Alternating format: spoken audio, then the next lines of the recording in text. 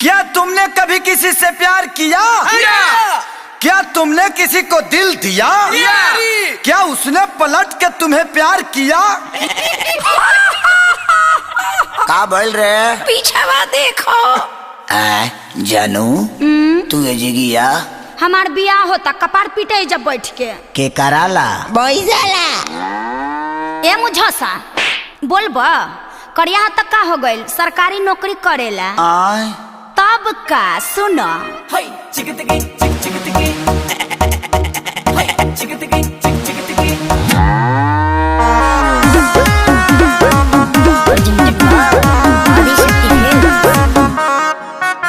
दरोगा तोहर बाबू तू रह गइल बेकार हारे हारे हारे हम सनम तुमसे हारे कोई हाली कहे कि सरकारी नौकरी ले लो दरोगा तोहर बाबू तू रह गइल बेकार हारे हारे हारे हम सनम तुमसे हारे मनाया ना बात छोटल ही से साथे रे जिंदगी भरोई हम कथा।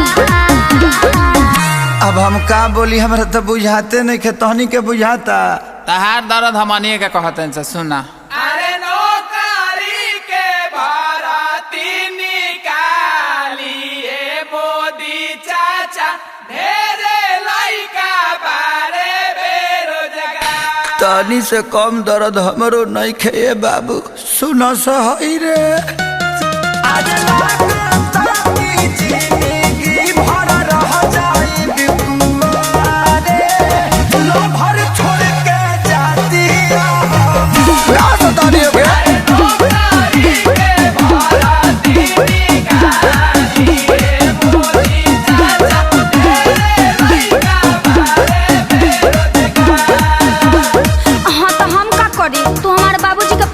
अरे तो तोरा बाबूजी के हमरा पर रहे के बा कि तोरा रहे के बा? अरे हमरे रहे के बा लेकिन बोला तू ही का करी?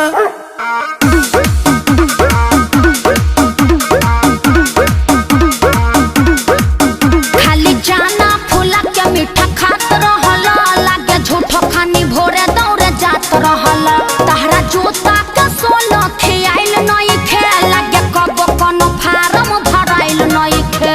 अरे हम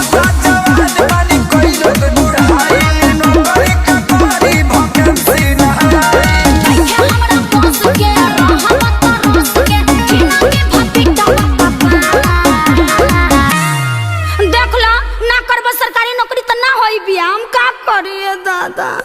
अरे तो एगो हम ही बनी सरकारी नौकरी के चक्कर में कितना लोग के चूर छोड़ता।